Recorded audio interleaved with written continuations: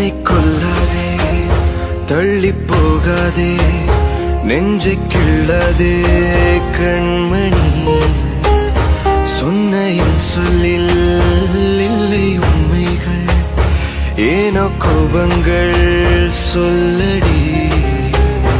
உன்னை தீண்டாமல், உன்னை பார்க்காமல், கொஞ்சி பேசாமல் கண்ணில் தூக்கமில்லை.